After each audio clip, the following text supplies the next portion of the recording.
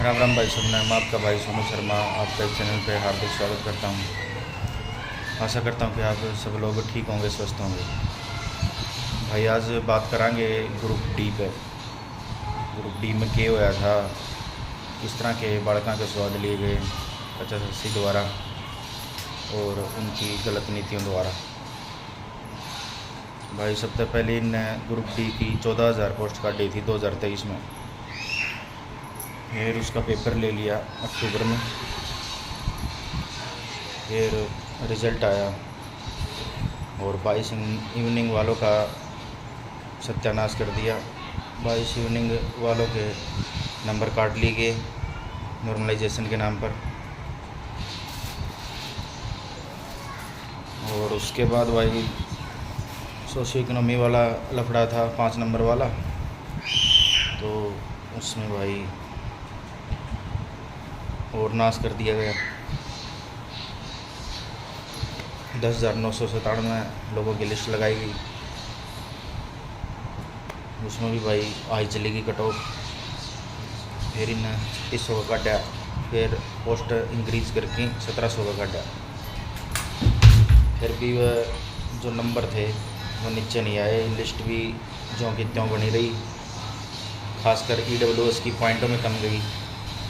जब इनसे सवाल किए गए, पूछे गए, तो ये बोले भाई डिपार्टमेंट हमने न्यू कमा है कि EWS के हमने इतने वाले के चाहिए थे 126 है, जो लास्ट वाले जो 1700 की लिस्ट काटी थी उसमें।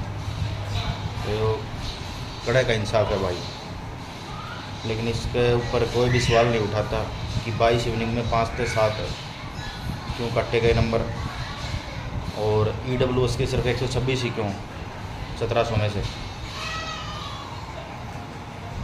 तो भाई सरकार खेल खेलती आ रही है, कदे नॉर्मलाइजेशन के नाम पर, कभी सोशियो इकोनॉमी के नाम पर, कभी शिफ्टा के नाम पर, कभी कोर्ट खेल रहे हैं। 20 रुपये की पर्ची नहीं कटवाई जावे, फिर कोई बुझन जावे तो उन्होंने कहेंगे भाई तुम तैयारी करो, जल्द भर्ती कराएंगे, लेकिन वह 5 वर्षीय योजना बना के धर दी जा है। इनका कोई लेना देना नहीं है भाई, बालका साथी बेरोजगार साथी कोई इनकी सहानुभूति नहीं है। ये अपने गाड़ियों में घूमे हैं, बढ़िया अफसर बना रखे हैं, बढ़िया इन्हें रोज़गार दे रहे हैं। बस सरकार जो है वह भी स्वाद ले ली है। अगर किसी भी सूबे में इलेक्शन हो तो ये ले हैं पेपर, रिजल्ट भी काट दे हैं, आनंद फानंद में ज्वाइनिंग दे दें। वह ज्वाइनिंग हो है प्रोविजनल ज्वाइनिंग। आगे केस चलता रहा है, लटकता रहा है, उनमें भी बह का माहौल बना रहा है। उन बालका भी जो लाग के उन टेंशन से जो ये ले नहीं रहे पेपर। नए भर्ती काट दे, कोई 5600 की भर्ती थी उसमें भी रिन्यू कराया है।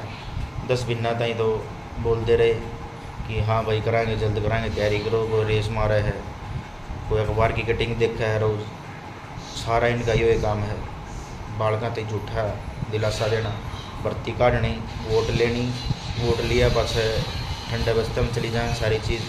और उसके बाद कोई नहीं बुझे, बालक धरना दो, प्रोटेस्ट करो, इन टाइम मिलो, 50 बार SSC ऑफिस जाए। पहले तो इन टाइम झूठा दिलासा दिया गया बहुत जल्द कराएंगे, ये कोई सुनवाई नहीं हो रही। बालक बैठे हैं पंचकूला धरना स्थल सेक्टर 5। आंधी भी आओ है, तूफान भी आओ है, बरसात का मौसम है, हुम्मस भी रवे है, टेंटा में बैठे हैं बेचारे, कोई सुध नहीं लेंदा उनकी। ये भी ये नहीं कहा है कि भाई और बालकन भी मौका देंगे, मैं सीटी में ले जाऊँगा।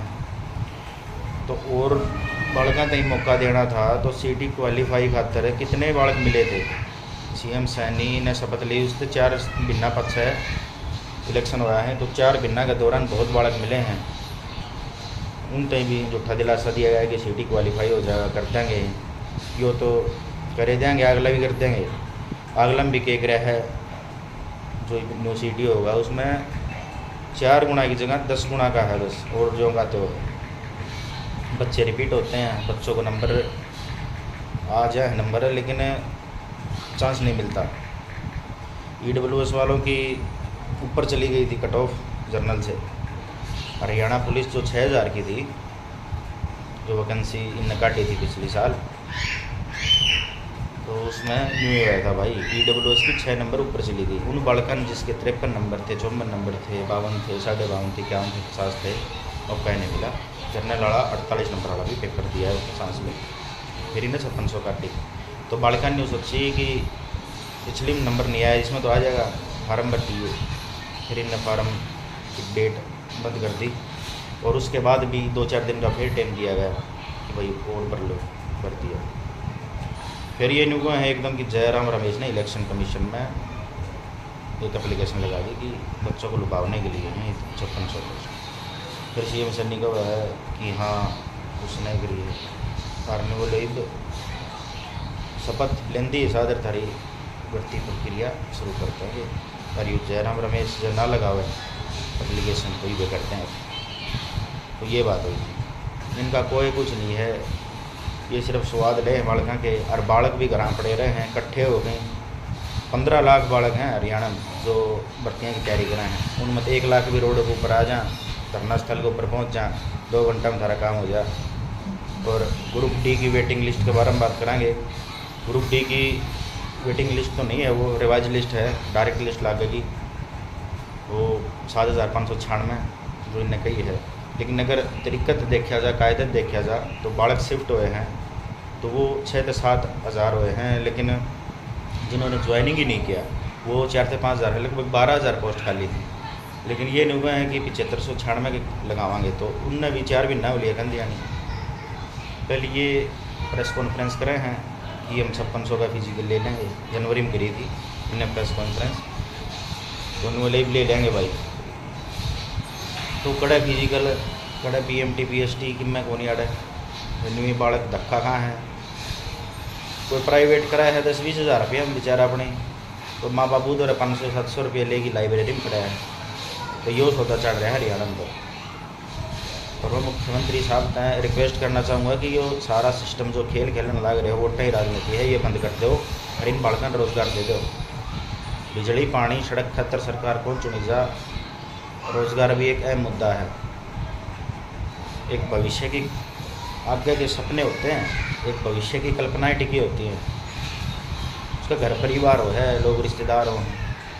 बालक तनाव में ही बहुत ज़्यादा मानसिक प्रताड़ना झेल रहे हैं, लेकिन उनकी सुनिया कोई न कहे बतावे कि वीडियो बनावा है और कि मैं तो उसका चैनल ब्लॉक कर दी और फिर उसके ऊपर केस भी लगा दी।